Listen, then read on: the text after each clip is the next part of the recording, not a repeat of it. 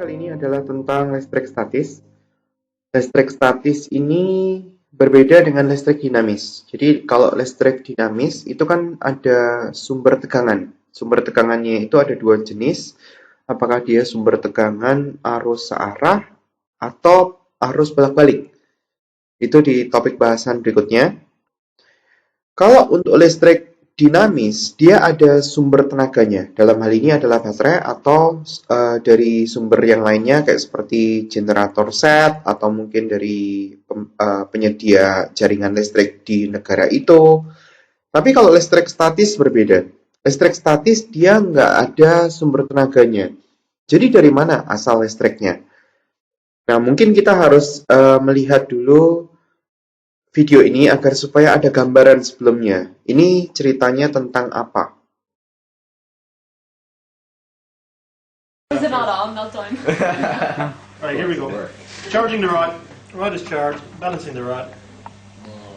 One balanced rod with very little friction. A similarly charged rod. Two similarly charged rods together. Bring them up. What should happen? Repel. Here goes. Yay! Alright, don't overdo it. Okay. Oh my god! One charged rod. I bring up an oppositely charged rod. What should happen? Repel. No, it's not. Oppositely charged. Oh, attract. Opposite charges. Attract. And away we go. Now, this might be a little bit of a, what would be the word, a little bit of a fudge, because not only do opposite charges attract, but neutral objects will be attracted to a charged object and vice versa. Here I've got a charged object. If I bring a neutral object up to it, one that I haven't charged before, it looks the same, but now rather than have two charged objects, this guy here is not charged, so I bring it up, and move. That guy isn't moving. Let's try one more. That thing's obviously not charged still. It was charged. Let's charge it up again. Oh, what, maybe, was it neutral to begin with? No, it was definitely charged to begin with, wasn't it? Yeah, it's charged. Okay, let's try it one more time. It shouldn't, if it loses its charge that quickly, well then we're scuppered. That's definitely charged, because I can see the way it's moving around. So I check to make sure it's charged. Two similarly charged objects, repelling each other. I bring up a neutral object, which looks the same. And it's just about, there we go. Yay. It's moving towards it. So it looks like they have two opposite similarly charged because they both look the same, but this one here is neutral. So any neutral object will be attracted to a charged object. So let's bring up a couple of neutral objects. Marker is a neutral object. Move. You zoom in there, Sean, you can get that? Yeah. Very good. Any charged object will be attracted to a neutral object. Neutral object is a can. Doesn't matter if it's a conductor or an insulator. Charged object is a rod. 3, 2, 1. Away we go. And away it moves. We've got a neutral object, which is a bottle. We've got a charged object, which is a rod. And away we go. Probably slightly uphill. Let's go back this way. Let's stop at the beginning. Charge the object, good and strong, and move. It's definitely being attracted. Even in the space of a couple of hours can make a big difference. And I think I'm only guessing it's humidity in the air that can affect it somewhat. So away we go, neutral object, charged object. And one last time, let's get something like this. We now have a neutral object, which is the rod. Oh no, I didn't do the finger yet, did I? No, I didn't. Right, do the finger lads. Is that balancing? Almost balancing.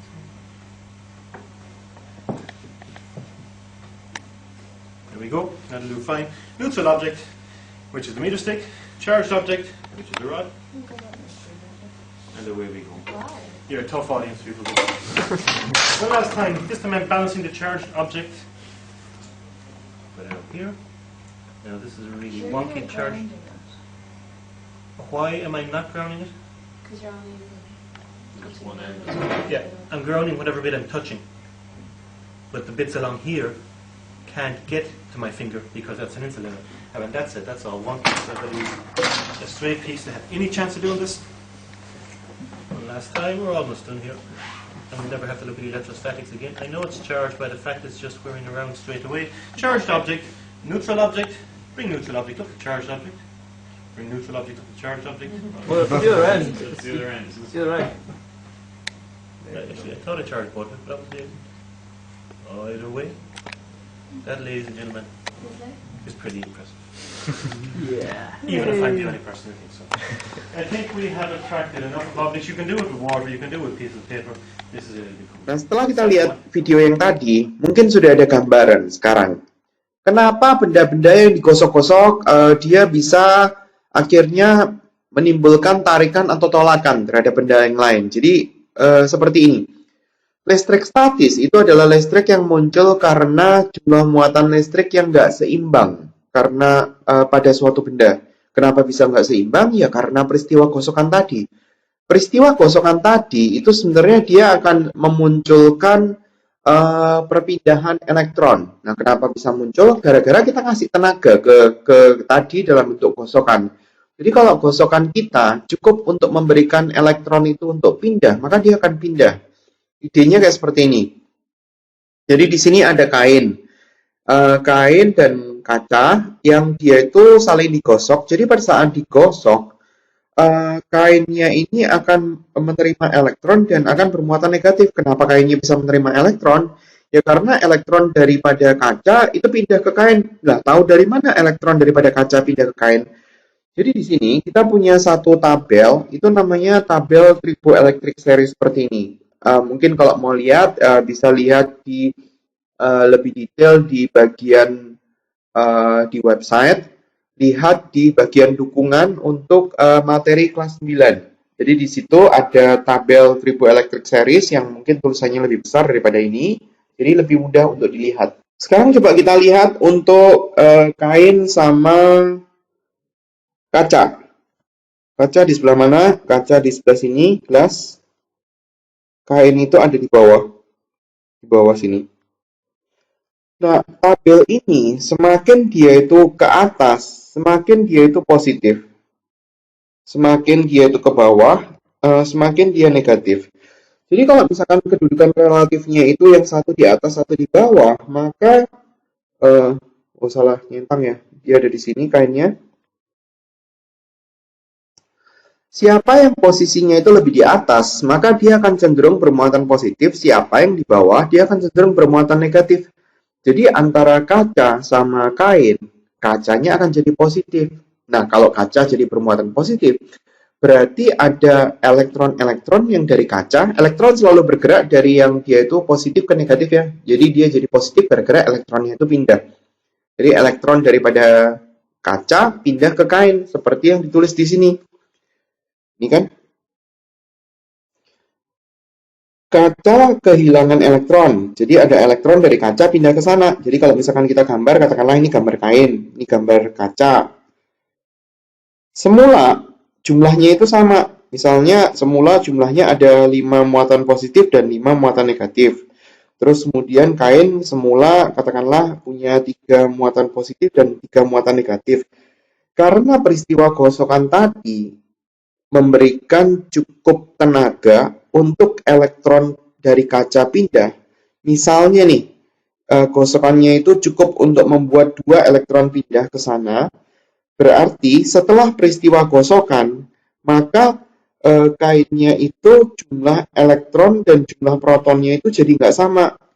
Jumlah elektronnya nambah 2. Sementara untuk kaca, dia dari semula jumlah muatan positifnya itu ada 5, muatan negatifnya ada 5, sekarang muatan negatifnya tinggal 3. Jadi dikatakan bahwa kain ini itu akan bermuatan negatif karena muatan negatifnya lebih banyak. Nah, cocok kan? Listrik statis adalah listrik yang muncul karena ketidakseimbangan jumlah muatan listrik pada suatu benda karena peristiwa gosokan.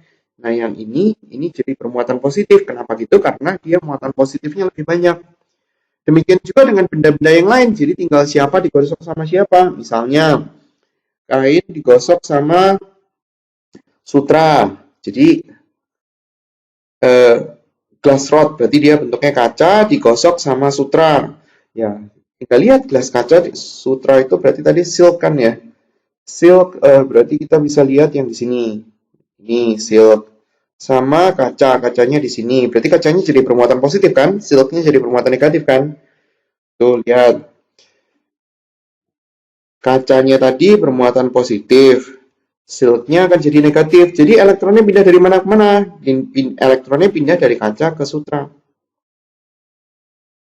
Ini juga, jadi dia ada penggaris sama kertas. Ya, kita bisa lihat di sini penggaris itu kan dari bahan plastik. Plastik itu yang ini polietilen atau polipropilen. Plastik-plastikan itu di bagian bawah ini loh. Ini plastik-plastikan. Terus kemudian kertas. Mana kertas? Kertas di sini. Berarti kertasnya akan jadi positif. Plastiknya akan jadi negatif. Jadi ada elektron dari kertas pindah ke plastik. Gitu. Jadi di tabel ini memuat cukup banyak benda sehingga kita bisa tahu kedudukan relatifnya dia seperti apa. Gambarannya kurang lebih seperti ini ya, untuk jadi muatan positif sama negatifnya.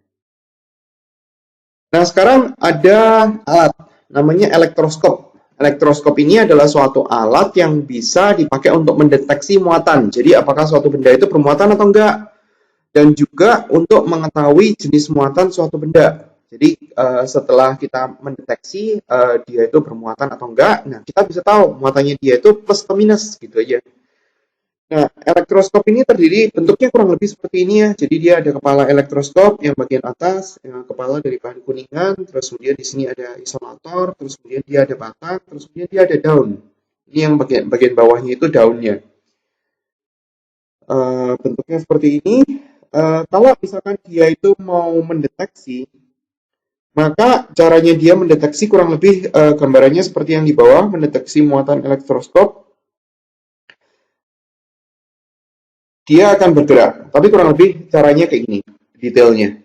Pada saat kita mau mendeteksi suatu benda yang kita nggak tahu apakah dia bermuatan atau enggak, kalau dia bermuatan, apakah dia bermuatan positif atau negatif, kita nggak tahu semuanya, jadi kita punya benda contoh yang kita nggak tahu. Nah, yang kita pertama kali harus lakukan adalah kita harus memuati elektroskop, memberikan muatan kepada elektroskop dengan cara induksi. Induksi itu berarti maksudnya dia tuh kayak dipancing gitu atau dideketin ya. Jadi di sini kan gambarannya kurang lebih ini tuh untuk bagian kepala daripada kepala elektroskop. Jadi kayak gini kira-kira kita punya kepala elektroskop, terus kemudian kita punya batang, terus kemudian kita punya daun. Pertama kali kan kalau misalkan kita gambarnya dia itu akan terdistribusi rata. Jadi elektroskop ini kan dia kan jumlah muatan positif sama negatifnya kan sama.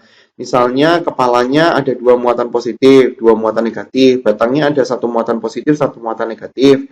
Terus kemudian yang daunnya ada 3 muatan positif di sebelah kiri, juga ada muatan negatif. Terus kemudian di sebelah kanan juga ada 3 muatan positif, terus kemudian ada muatan negatif di sebelah kanan. Nah, semula elektroskop itu dia seperti ini. Jadi maksudnya muatannya itu jumlahnya sama. Nah, pada saat kita melakukan satu perlakuan kayak seperti ini, ada suatu benda. Jadi misalnya kita bicara tentang benda yang mau dicek. Benda mau dicek itu katakanlah benda X. Nah, di sini ada benda lain. Ini katakanlah benda A. Benda A ini kita sudah tahu bahwa dia bermuatan positif. Jadi kalau kita mau menginduksi, kita harus induksi sama benda lain yang dia itu sudah ketahuan muatannya apa. Misalnya kita induksi dengan muatan positif. Jadi kalau misalkan kita induksi dengan muatan positif, maka kepala dari muatan daripada yang lawannya dia itu akan berada di kepala. Jadi kalau misalkan kita gambar, ini kondisi yang pertama nih ya, kondisi yang kedua kurang lebih yang seperti ini. Tapi kalau misalkan kita gambarnya kira-kira kayak gini. Jadi ini ada kepala, terus kemudian di sini ada batang, terus kemudian di sini ada daunnya. Gambar dulu deh, gambar daunnya nanti. Nah, kalau kita dekati dengan muatan positif, maka muatan yang negatif itu ketarik ke kepala. Muatan negatifnya akan kekumpul di sini semua. Dari semuanya.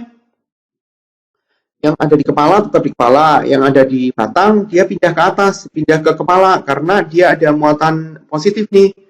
Ya sama kayak seperti cowok-cowok sama cewek-cewek. Kalau misalkan dia ada, katakanlah cewek-cewek lagi ngumpul, terus kemudian ada cowok yang dia tuh ganteng, ya dia dikerubuti cewek-cewek lah, sama kayak seperti ini. Kurang lebih sama. Jadi gampang bayanginnya. Jadi kalau dia ada muatan positif yang dia itu didekatkan ke kepala, maka kepalanya akan jadi bermuatan negatif karena muatan negatif kumpul di situ. Nah, muatan positifnya kemana? Ya lari ke sisi yang berbeda lah. sisi yang berbeda itu yang mana? Berarti dia akan lari ke daun. Jadi daunnya itu, dua-duanya itu kan bermuatan positif. Jadi kalau daunnya itu bermuatan sama-sama bermuatan positif, maka dia akan terjadi tolak menolak, daunnya akan kebuka. Kalau semula pertama ini kan ketutup kan daunnya, daun masih tertutup. Tertutup itu berarti maksudnya dia masih nggak punya jarak satu sama yang lain. Sementara pada saat dia itu sudah diinduksi atau didekati dengan muatan positif, dia akan jadi terbuka. Nah, pada saat kita ada hubungan sama bumi kayak seperti ini, hubungan sama bumi itu berarti kita harus bikin kayak semacam satu jembatan. Jembatan itu bisa dari tangan kita atau mungkin kita sentuhkan kabel ke ke bumi. Ke bumi itu ya berarti ke lantai atau mungkin ke tanah. Nah, dia akan ada muatan yang berpindah. Jadi pada saat muatan itu sudah berpindah, maka kepalanya itu akan jadi muatan negatif aja. Nah, muatan positifnya sudah nggak ada. Katakanlah yang muatan positifnya itu di grounding, jadi sehingga dia itu pindah ke bumi. Maka setelah dia itu muatan positifnya nggak ada, kepalanya ini akan jadi bermuatan negatif. Dan semuanya. Jadi muatan negatifnya itu sekarang mengalir merata. Ada sebagian yang di batang, ada sebagian yang di daun, dan di daunnya itu tetap kebuka lagi. Tapi semuanya ini bermuatan negatif. Elektroskopnya jadi bermuatan negatif. Itu berarti menginduksi. Jadi kita bisa menginduksi dengan muatan benda tertentu yang sudah ketahuan positif atau negatifnya. Nah, sekarang bagaimana ini induksi dulu. Bagian yang kedua adalah kita mau tahu, kita mau ngecek benda X. Tadi kan tujuannya memang itu kan. Elektroskop kan dipakai untuk mendeteksi muatan, apakah dia itu bermuatan atau enggak. Dan setelah kita tahu, kita bisa tahu dia muatannya positif atau negatif. Nah, sekarang kita sudah ke bagian yang kedua. Kita sudah tahu bahwa elektroskop itu bermuatan negatif. Jadi kepalanya bermuatan negatif, ini batangnya, terus kemudian ini daunnya kan segini. Misalkan ini muatannya negatif, ini juga negatif karena tadi kan sudah diinduksi. Nah, sekarang kita punya suatu benda. Kalau benda ini dideketin dan dia nggak ada terjadi gerakan apapun di daun, ini kan daun. Kalau benda X didekatkan dan tidak terjadi gerakan pada daun elektroskop, berarti artinya benda X itu tidak bermuatan. X itu berarti tidak bermuatan. Berarti kalau dia daunnya bergerak, ya berarti sebaliknya dong, berarti dia bermuatan. Ini kondisi yang kedua. Nah, sekarang kalau misalnya katakanlah daunnya itu bergerak, ya kita tinggal lihat bergeraknya kemana. Bergeraknya dia itu lebih menutup atau lebih membuka. Ini kan minus kan muatannya. Kalau daunnya itu semula seperti itu, ini semula. Terus kemudian setelah bendanya itu didekatin, ternyata daunnya itu jadi kayak seperti ini, lebih menutup. Ini tetap bermuatan negatif. Berarti artinya di sini apa? Berarti dia bermuatan apa? Kalau dia daun jadi menutup. Ya kalau dia daunnya jadi menutup, ya berarti ini muatannya muatan positif. Kenapa begitu? Kalau daunnya dia membuka, berarti kan dia kan terjadi tolak menolak antara muatan yang cukup banyak. Nah, sekarang daunnya jadi menutup, berarti kan jumlah muatannya jadi sedikit kan. Oleh karena itu kan gaya tolaknya dia kan lebih kecil, jadi dia daunnya lebih nutup. Berarti ada sebagian muatan negatif itu yang ketarik ke kepala elektroskop. Muatan negatif yang dari daun itu ada yang bergerak ke kepala. Kenapa bisa bergerak ke kepala? Karena benda X yang didekatkan itu bermuatan berbeda sama yang di kepala. Jadi dalam hal ini kalau misalkan daunnya itu jadi lebih menutup, berarti artinya muatan benda X itu adalah positif, berlawanan dengan kepala elektroskop. Tetapi kalau misalkan contoh kasus yang berbeda, kalau misalkan dari ini kondisi awal nih, ini kondisi awal, terus kemudian kita bukan peristiwa yang kedua, kita nggak tahu bendanya itu bermuatan apa. Saya tulisin dulu ya. Di sini muatannya negatif. Ternyata daun elektroskopnya itu lebih membuka. Kalau daun elektroskopnya itu lebih membuka, berarti dia ada aliran elektron dari kepala ke daun. Sehingga daunnya di sini itu jadi lebih banyak muatan negatifnya. Kenapa bisa begitu? Karena ada benda, dalam hal ini adalah benda X. Benda X itu mempunyai muatan yang sama dengan kepala elektroskop, sehingga membuat elektron-elektron yang semula ada di kepala itu pindah gara-gara peristiwa tolak-menolak antara benda X dengan kepala elektroskop. Jadi kalau daunnya itu lebih membuka, berarti artinya benda X-nya itu bermuatan yang sama dengan kepalanya dia. Gampang ya? Kalau kita mau tahu dia bermuatan atau enggak, berarti tinggal lihat gerakan daripada daunnya. Lebih buka atau lebih nutup. Kalau nggak ada gerakan, berarti dia nggak bermuatan. Kalau dia membuka atau menutup, berarti dia bermuatan. Nah, sekarang bagaimana caranya tahu? Kalau daunnya itu lebih menutup, artinya benda X itu bermuatan berbeda sama kepala elektroskop. Kalau daunnya itu lebih membuka, berarti benda X itu bermuatan yang sama dengan kepala elektroskop. Caranya kayak gitu. Kemudian benda yang bentuknya bulat sama benda yang bentuknya runcing berbeda. Benda yang bentuknya runcing itu benda yang dia itu lebih banyak mengandung muatan positif. Jadi di tempat yang area runcing itu, muatan positif lebih banyak berada di situ. Sementara kalau dia benda yang bentuknya bulat, benda konduktor yang bentuknya bulat, konduktor kan ada konduktor, isolator sama konduktor dan isolator. Konduktor itu mudah mengantarkan arus listrik, sementara kalau isolator itu penghambat arus listrik. Isolator kayak apa? Ya kayak seperti kita punya tempat masak wajan gitu, kan bagian pinggirnya, bagian telinganya, kupingnya itu kan dari bahan isolator agar supaya kalau misalkan kita pegang kan kita nggak kepanasan. Ya nggak mungkin dipegang sih, kalau misalkan kita pegang kan kita pakai kain atau apa agar supaya panasnya itu lebih nggak berasa. Jadi itu adalah isolator, penghantar panas atau penghantar listrik. Di permukaan yang bentuknya lancip itu sebenarnya digunakan untuk keperluan-keperluan tertentu, kayak seperti penangkal petir seperti ini. Jadi petir atau awan-awan itu sebenarnya adalah kumpulan dari muatan negatif. Jadi di situ ada banyak sekali elektron. Semakin banyak elektronnya, maka elektron ini akan mencari tempat untuk pelampiasan. Jadi kalau misalkan kita punya awan, katakanlah satu awan itu dia ada elektron, katakanlah 1 juta elektron. Di sini ada elektron. Sementara di sini awan di sini katakanlah ini ada 1 juta elektron. Yang di sebelah sini awannya ada 5 juta elektron. Berarti kalau misalkan awan dan awan ini saling berdekatan dan jaraknya cukup berdekatan, dia akan memungkinkan elektron daripada awan yang satu itu pindah. Yaitu kalau dari awan ke awan. Nah, kalau misalkan dia awannya itu atau elektron-elektronnya itu kumpulannya ada di dekat permukaan bumi, ya gimana? Ya dia cari tempat yang untuk berpindah. Ya, tempat yang terdekat apa? Kalau dia nggak ada rumah, ya berarti dia akan ke pohon.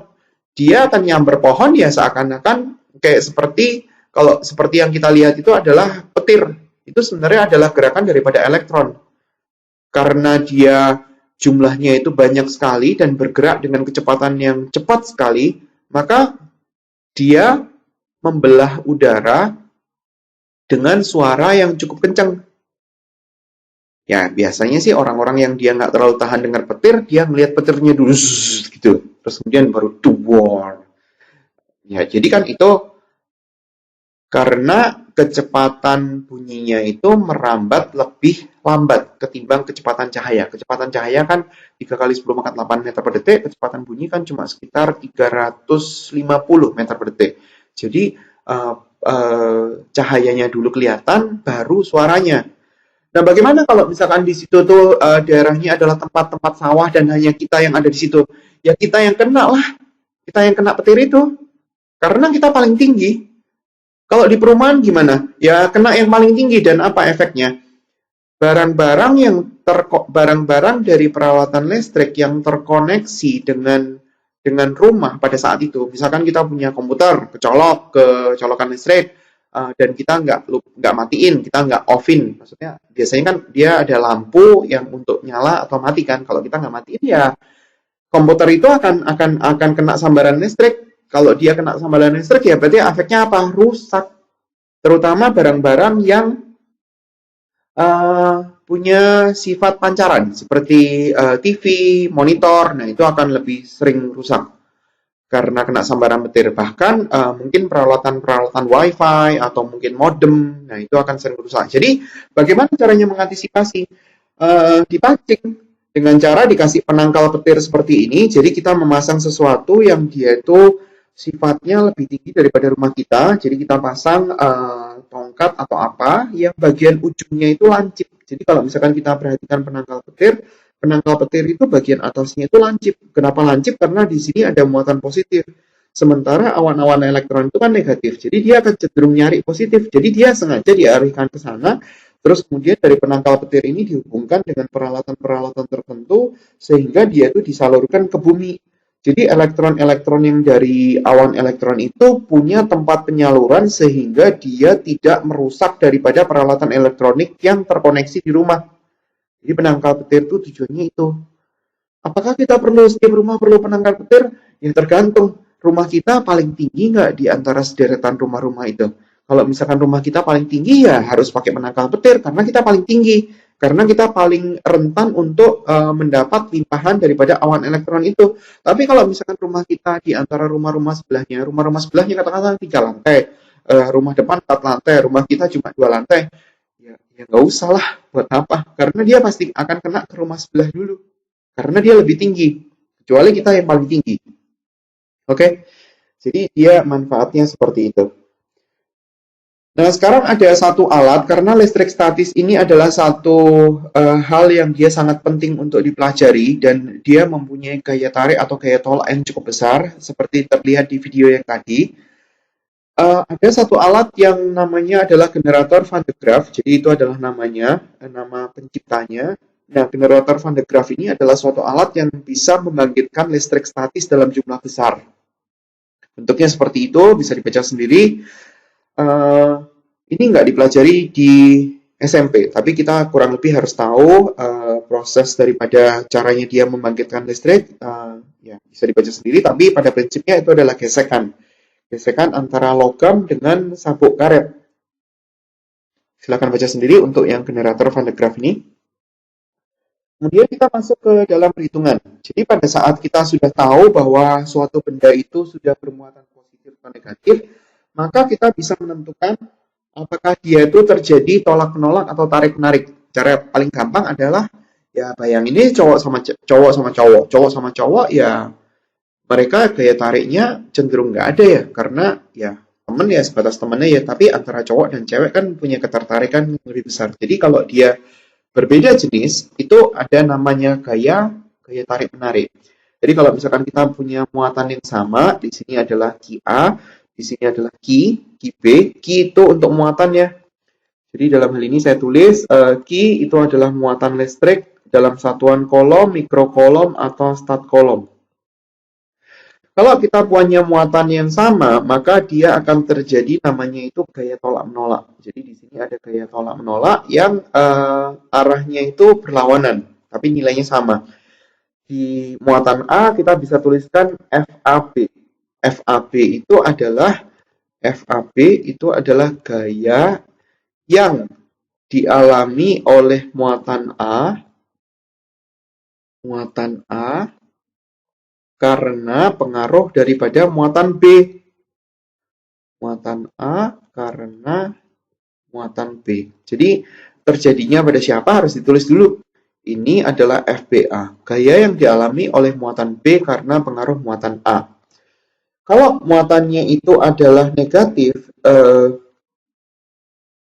Di sini katakanlah adalah Q1, di sini Q2, ya berarti dia juga terjadi tolak menolak. Yang ini kita bisa tuliskan F12, ini kita bisa tuliskan F21. Bagaimana kalau dia muatannya berlawanan? Misalkan ini adalah muatan C, ini adalah muatan D, mereka terpisah pada jarak tertentu R, berarti dia akan terjadi tarik-menarik. Berarti di sini adalah FCD, karena dialami oleh muatan C, ini adalah FDC. Jadi kita tinggal cari tahu, kita mau menggambar buat siapa. Kalau kita mau menggambar untuk katakanlah ada muatan, di sini ada muatan A nih misalnya, di sini ada muatan B, ini muatan B, ini muatan C, muatan C. Nah sekarang katakanlah kita mau mencari gaya di B, ya berarti kita gambar di B aja. Di B itu dipengaruhi oleh muatan A sama di B dipengaruhi oleh muatan C. B oleh A diapain? Ditarik atau tolak? Plus sama plus berarti ditolak kan? Berarti arahnya itu berlawanan menjauhi A. Berarti kita tinggal tulis F E A. C gimana? B oleh karena C diapain? Ditarik atau tolak? Satu positif, satu negatif. Berarti ditarik. Kalau dia ditarik berarti arahnya menuju ke C. Berarti di sini kita tulis FBC. Jadi kita nggak perlu menggambar yang di A atau kita nggak perlu menggambar yang di C. Kita cuma perlu menggambar yang di B. Karena dia nanya yang di B. Kalau yang tadi kan gambarnya yang lengkap. Nah sekarang untuk perumusan kita punya rumus gaya tarik atau gaya tolak itu sama. FBA sama FAB itu sama. Jadi nilainya sama tetapi arahnya berlawanan. Kalau kita mau tulisin gaya tarik atau gaya tolak itu adalah K konstanta kali Q-nya A kali Q-nya B dibagi sama jarak antara mereka kuadrat. F-nya itu adalah gaya tarik menarik atau tolak menolak. K-nya itu adalah konstanta, Q-nya adalah muatan, R-nya itu adalah jarak antara muatan. Nah, di sini kalau kita tulisin dalam bentuk sistem satuannya, ada dua. Satu adalah sistem satuan MKS atau satuan internasional, satu adalah sistem satuan CGS. Ini F nggak kelihatan, saya tulisin di atasnya aja karena saya sudah salah ambil tabel, tabelnya itu warna biru. Ini K-nya, ini Q-nya, ini R-nya. Jadi kalau untuk sistem satuan MKS, F-nya itu satuannya Newton, sementara kalau CGS sistem satuannya itu adalah Dyne. Di mana 1 Newton konversinya itu adalah 10 pangkat 5 Dyne. Nilai K-nya juga berbeda, untuk MKS itu nilainya 9 kali 10 pangkat 9, sementara untuk CGS nilainya 1. Q, untuk satuan MKS atau satuan internasional, satuannya adalah kolom, sementara untuk yang satuan CGS itu adalah stat kolom. Jadi dia ada konversinya. Satu kolom itu adalah 10 pangkat 6 mikrokolom, karena kadang-kadang ada beberapa soal yang satuannya mikrokolom, sementara satu kolom itu adalah 3 kali 10 pangkat 9 stat kolom, di mana satu mikrokolom itu nilainya adalah 3 kali 10 pangkat 3 stat kolom, itu konversinya antara mereka. Untuk satuan jarak, jaraknya itu dalam satuan cm, untuk satuan CGS, meter untuk satuan MKS. Sekarang kita lihat contoh soalnya. Pada saat kita mau ngerjain soal-soal yang terkait sama listrik statis, sebaiknya kalian sudah belajar dulu tentang pangkat, karena itu akan lebih memudahkan kita untuk melakukan perhitungan. Jadi kalau misalkan kita belum belajar tentang pangkat, itu agak susah, karena angkanya jadi kecil-kecil. Atau mungkin angkanya itu besar. Kecil-kecil berarti kita harus tulisnya pakai 0,an gitu, kayak seperti SD, dan itu nggak disarankan. Di sini diketahui muatan 1, 3 mikrokolom, muatan 2 adalah 6 mikrokolom, karena ini satuannya itu adalah senti, maka saya akan menggunakan sistem satuan CGS ya, karena dia lebih gampang untuk mengubahnya. Jadi yang pertama kita punya 3 mikrokolom, 1 mikrokolom itu adalah 1 mikrokolom adalah 3 kali 10 pangkat 3 stat kolom, jadi kita bisa ganti dengan cara dikali 3 kali 10 pangkat 3. 3 dikali 3 kali 10 pangkat 3 stat kolom, berarti nilainya adalah 9 dikali sama 10 pangkat 3 stat kolom. Itu untuk yang pertama.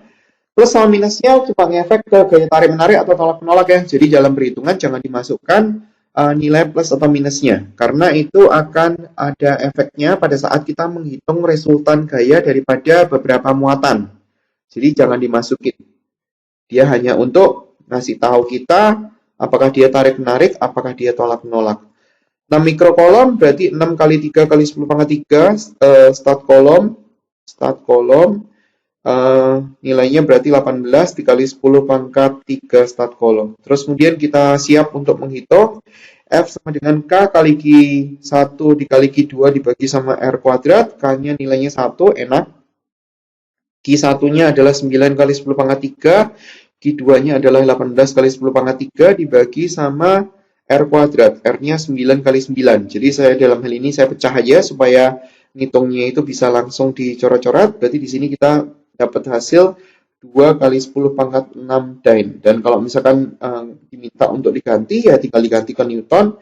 Caranya tinggal dikali 10 pangkat min 5. Berarti hasilnya adalah 2 kali 10 pangkat 1 Newton atau 20 Newton. Jadi terserah mau pakai Dine atau Newton, karena yang pertama lebih gampang kalau diubah ke dalam sistem satuan CGS. Kemudian contoh berikutnya, ini bentuknya perbandingan. Jadi dalam hal ini kita mau mencari gaya kolom yang sekarang, berarti maksudnya yang kedua, dengan diketahui yang pertama, jika jarak antara muatan diperlebar 2 kali semula. Jadi biasain, kalau misalkan kita mau mencari gaya yang kedua, kita tulis perbandingannya itu di atas. Cara nulisnya kayak gini, F2 dibagi sama F1, F2 itu yang baru, karena dia di sini untuk yang kedua itu dia ngomong jaraknya itu 2 kali semula. Saya tulis dulu ya persamaannya.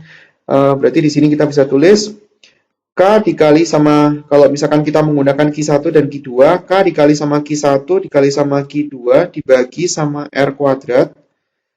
Kita di sini tulisin Q1 aksen. Jadi maksudnya muatan yang baru, Q2 aksen dibagi sama R aksen kuadrat. R aksen itu berarti yang kedua. Beberapa yang sama kita bisa coret ya, K-nya bisa coret, terus karena dia nggak cerita tentang muatan, berarti Q-nya bisa dicoret, tapi jangan lupa itu ada sepernya ya. Berarti di sini kita punya seper R aksen kuadrat dibagi sama seper R kuadrat. Kalau misalkan kita ganti, karena dia itu dikasih tahu jumlahnya itu 2 kali semula, berarti kita bisa ganti 2R, tapi jangan lupa, itu masih dalam kurung. Seper R kuadrat, nah kalau misalkan dibalik, maka dia akan pindah ke bawah.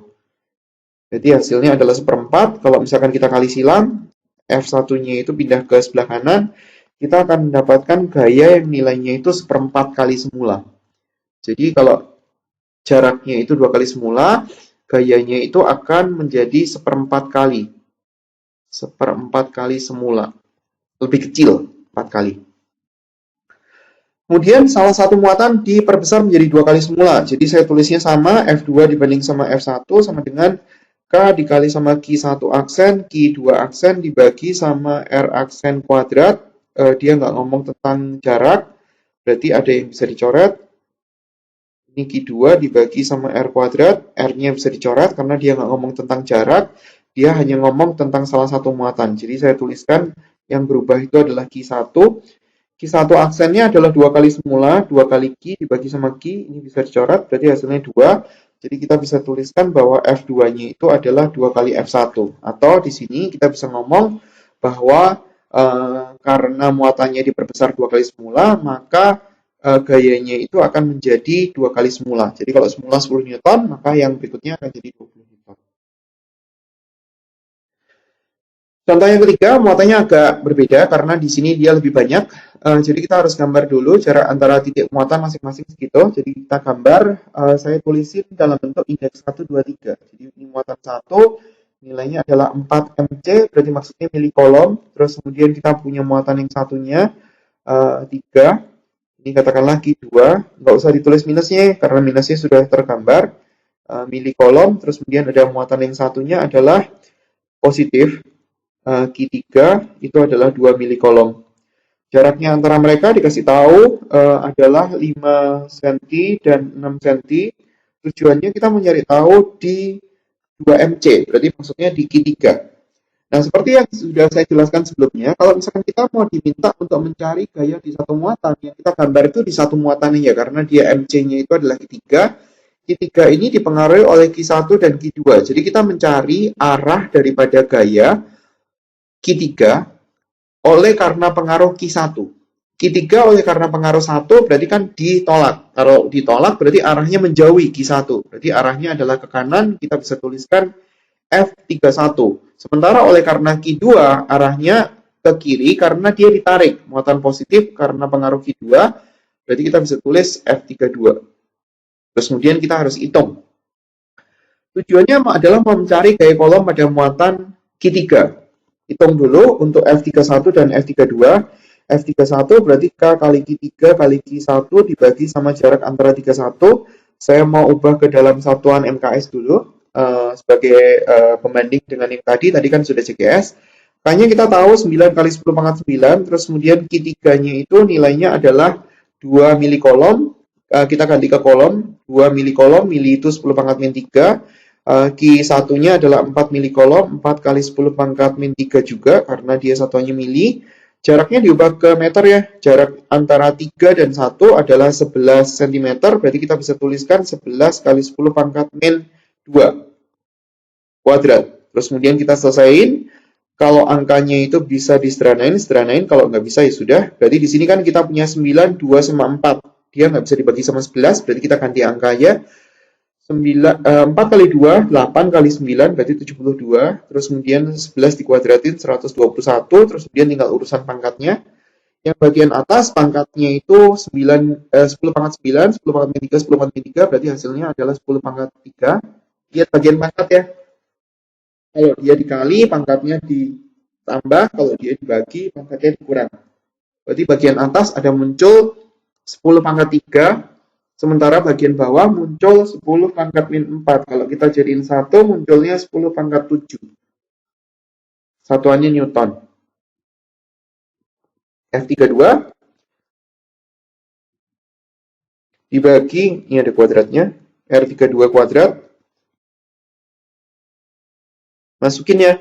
Untuk R-nya, R32 jarak antara mereka adalah 6 cm, diubah ke satuan meter, 6 kali 10 pangkat min 2 dikuadratin, berarti hasilnya adalah, ini deketin karena ini bisa dicoret, jadi 9, 2, 3 dibagi sama 6 dikuadratin, 6 sama 6, 10 pangkatnya digabung jadi 1, yang atas 10 pangkat 3, yang bawah 10 pangkat min 4, berarti hasilnya adalah 10 pangkat 7. Ini bisa disederhanain, 9 sama 6 kita bisa coret, dibagi 3, dibagi 3. Berarti kita mendapatkan 3/2, 10 pangkat 7 Newton.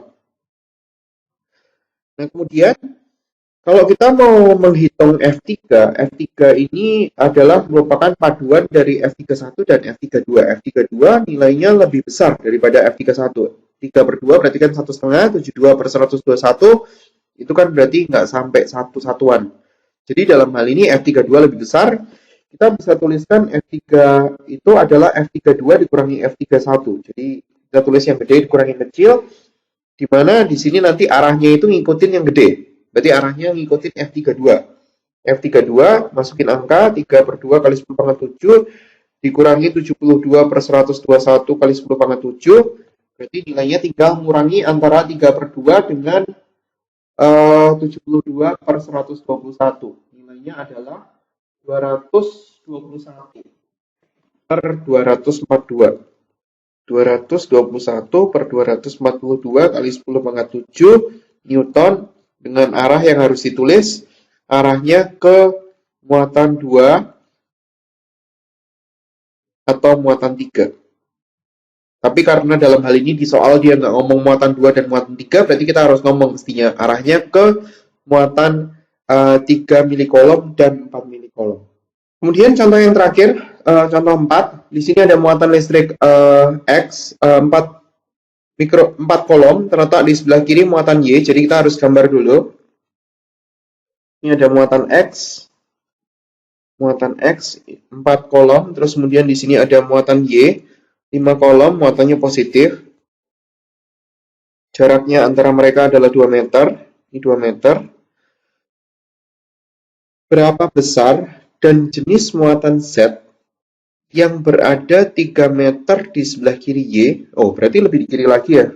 Jaraknya agak nggak proporsional karena saya salah ngasih tempat. Di sini ada muatan Z, kita nggak tahu berapa. Jaraknya 3 meter dari Y, berarti maksudnya 1 meter dari X. Sehingga gaya yang dialami oleh muatan Y. Dalam hal ini muatan Y sama dengan 0. Nah, sekarang kita lihat satu-satu dulu. Muatan Y itu dipengaruhi oleh muatan X sama muatan Z. Karena kita nggak tahu muatan Z, berarti kita harus mencari pengaruh daripada muatan X. Y karena pengaruh X, berarti kan ditarik. Berarti ada gaya yang arahnya ke kiri, FYX. Nah, Kalau kita mau bikin agar supaya gaya yang dialami oleh muatan Y 0, berarti artinya yang oleh karena pengaruh Z itu harus berlawanan dengan X. Berarti arahnya harus ke kanan. Nah, supaya arahnya itu bisa ke kanan, coba dipikir dulu ya. Harusnya Y sama Z itu tarik-menarik atau tolak-menolak? Harusnya tolak-menolak, karena Y-nya kan sudah ketahuan tertolak oleh Z. Z-nya kan di sebelah kiri, Y-nya kan arah gayanya kan ke kanan. Nih, FYZ. Berarti harusnya Z-nya itu muatannya sejenis dengan Y. Jadi, yang ini udah jawab. Jenis muatan ini itu adalah positif. Nah, sekarang baru ngitung. Nah, cara ngitungnya adalah kita menggunakan hukum Newton yang pertama karena dia ngomong seimbang. Muatan Y-nya sama dengan 0. Gaya yang dialami oleh muatan Y sama dengan 0. Berarti Fy sama dengan 0. Fy itu ada dua. Ada Fyz sama Fyx. YZ-nya itu saya tulis positif. Yx-nya itu saya tulis negatif. Berarti kita bisa tulis Fyz sama dengan Fyx. Fyz, kalau kita ganti, berarti K kali Ky dikali sama Kz dibagi jarak antara Y sama Z kuadrat. Ini adalah K kali Ky dikali sama Kx dibagi jarak antara Y sama X kuadrat. Beberapa yang sama dicoret aja. K-nya sama, Ky-nya Y sama. Terus kemudian tinggal masukin angkanya.